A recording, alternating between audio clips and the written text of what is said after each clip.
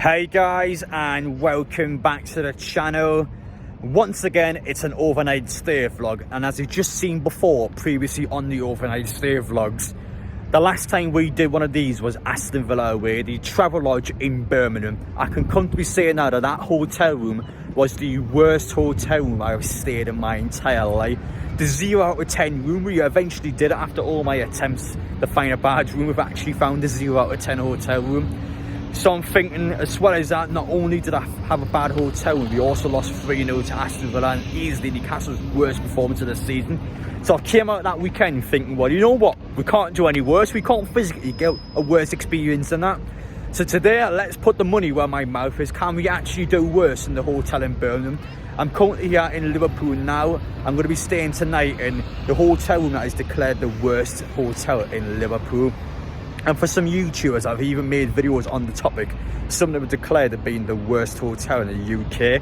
The worst in the UK, damn, that is high. So let's see today, is it really that bad?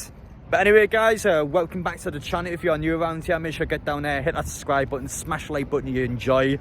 And of course, you've seen it in the title and thumbnail. I put on a Twitter post earlier in the day to get a reaction out of Everton fans, because I mean, they are treating tomorrow's game like a cup final. It's hilarious. So in result, I've had a few Everton fans come back and put into death threats, into physically threatening to beat me up tomorrow. So fingers crossed I survive on Friday morning. But I thought we'll mention that in the video anyway, because some of the responses I've had are actually quite hilarious. But I've been threatened, so I mean, I've got to look around me. Is any Everton fans here? Oh, I'm getting a bit scared. So we'll see how things go tomorrow. I mean, Goodison Park is always a bit hostile, to be fair. But let's see, when the nights are high, what would the Everton fans do? But we'll get into that in just a bit. But anyway, without further ado guys, let's get straight into it. Just before we properly get into this overnight stay vlog, I do have two announcements that I need to make first. And the first one being that on Saturday I will be playing a Newcastle United charity match that will be getting held at the Foundation building on the rooftop pitch. So this is between two Newcastle United YouTube groups, being Newcastle Fans TV and Loaded Mags. So I'll be representing the Loaded Mags. I'm not here to be second best, I'm here to win. But pretty much the point of the match is that all the money raised will be going towards the Gateshead Food Bank. Now, Jonathan from Newcastle Fans TV has actually put on a donation link, and so far we've raised over £600 for the event, and judging by his £200 limit he set at the start, of course, we've massively exceeded what we expected to make from the event. So I will put the link for it down in the pinned comment. If you would like to donate towards the Gateshead Food Bank, make sure to do so. Now, funny enough, Callum Wilson, he's been working with the Gateshead Food Bank over the past week, and there's been a few articles coming out about him this morning, all his contributions towards the food bank. So I thought that was incredible, so just wanted to quickly give a little mention towards Callum there. And secondly, in terms of my announcements, of course, the America one this summer. If you haven't already known, Newcastle playing 3 games over America in Philadelphia, Atlanta and New Jersey. I just want to let you guys know that I've been able to get tickets for all of them, and I'll be sorting out travel plans to get across there. So I'll be over 1 weekend there. I'll be getting plenty of overnight stay vlogs, match day vlogs, and hopefully some vlogs involved with the club as well, with the fan engagement. So we've just got to wait really, time will tell. But I just want to let you guys know that I will be going to America this summer. I've got the tickets sorted, I can't wait for it. But yes, there's some more games of the season left to go, but those are my two little announcements I want to make there. So just currently walking down the Liverpool alleyways, and I thought while we are currently making our way over to the hotel, we'll discuss my train journey coming down to Liverpool today, because it was an absolute nightmare. For anyone that has ever been on a train from Newcastle to Liverpool, you know directly from two areas. You can probably get from Newcastle to Liverpool in around 2.5 hours upwards to 2 hours 50 or so, depending on how many times your train stops. However, today the direct line between Newcastle and Liverpool got cancelled, because pretty much they had to change the timetables last minute, and because it was too short notice, they just cancelled every single direct train from Newcastle down to Liverpool. So instead of that, I've got to go from Newcastle to York. I had to get from York to Manchester Piccadilly, and I had to get from Manchester Piccadilly to Liverpool. So instead of the 2 hours 30 or 2 hours 50 it took me 4.5 hours to get here. So a bit of a ball ache, I couldn't be asked for that at all, but it's what that was really. I'm here now, the weather's great, I'm enjoying myself down here. I'm going to go out, of course, watch the City game later on. I can't wait for that match, so I'm going to have to go home. We'll go back to the hotel so you can get sorted out, then we can head out for that game, because I'm telling you now, I fancy City are really doing. I think Arsenal are going to bottle the title as a result. So yeah, while I was on the topic, of course, talking about the trains there, the hotel I'm staying at tonight, I've actually paid £40 for the room. £40, one of the cheapest hotels I've ever stayed at. So reputation-wise, already got this reputation for being the worst hotel in Liverpool. And on top of that, now we're going to be staying in a room that's quite surprisingly cheap as well. So let's find out, is it really that bad? After checking into the hotel, the first thing you realise as you walk up from the reception is the lounge room. Just look at the size of the lounge room. Look at that chandelier up there, the palm trees. Oh my god, this room is gorgeous. So the reason why the room is designed like this is because back in 1914, when they actually made this building, it was designed to be for first class passengers that were, of course, travelling on ships overseas, such as the Titanic. So some of the passengers on the Titanic would have actually slept here before, unfortunately, going out to sea and not return. So it's definitely historical in the sense that it's been around for a good 100+ years now, and you really see it firsthand. As you go down the hotel rooms as well, it's actually designed to look like inside of a ship. So once you kind of know that it's designed for first class passengers on ships, you can definitely see the similarities. And for Britannia Hotel, as it's meant to be 100 years later, it's really good. I've stayed in the Britannia across in Bournemouth, and I remember looking like an old people's home. So this one is definitely a huge upgrade compared to that. But honestly, first impressions, I'm absolutely stunned. This looks incredible. So far, I have to say, first impressions is actually quite good in this hotel. I came into this after looking online with quite negative reviews. I came with a bit of a negative mindset. Expectations were extremely low. But let's find out, will my hotel room be surprisingly good as well? So the first thing you realise as I enter into the room is just the design of it itself. So just like the rest of the hotel and the building, of course, 100+ years, you can see it everywhere, which I kind of like, to be honest. My only problem with this building being is if it's dirty. I don't mind it being old as long as it's clean. That's my only real issue when I'm staying in the hotel room. And of course, Aston Villa last week, you know how unclean it was. So first thing you see here is actually a brand new TV remote just for me. So this is actually a good sign because, well, obviously someone's clearly just switched the remote in here. So maybe they might have knew I was coming here in advance. Honestly, no, I haven't let the hotel know I'm coming. I always kind of turn up unannounced. But yeah, let's check out the rest of the room though. So as always, got your kettle stuff down. I never use it. Got a couple of menus down there for the bar inside the hotel, so we'll have a look at the menu after I've checked the room out. TV, no real stains on it, which is fine by me. There was some pretty bad stains on the one last week. And I noticed with the chairs as well, I mean, they're actually not bad chairs. I remember staying at the hotel, I think it was last week actually, where I had plastic chairs, they're rubbish, you can't really sit in them properly, so it's just a nightmare. But I've sat in all these and they're all fine, to be fair, got no issues whatsoever.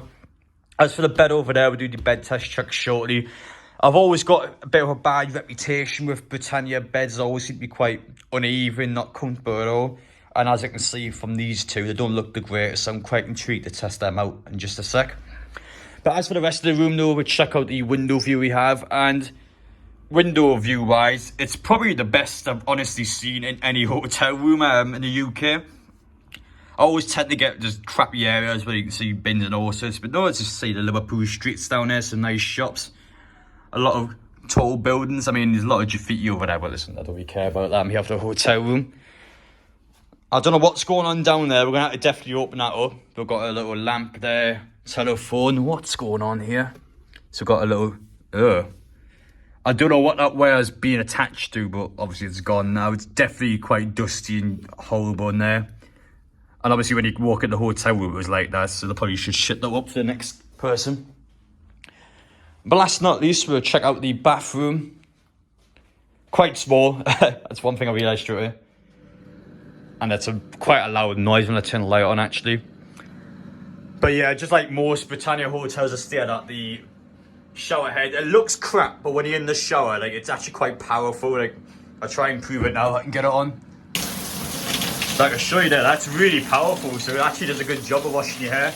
But yeah, I don't want to waste the water, so let's turn that off, especially not in this crisis in the UK. The rest of the bathroom, though, head over there.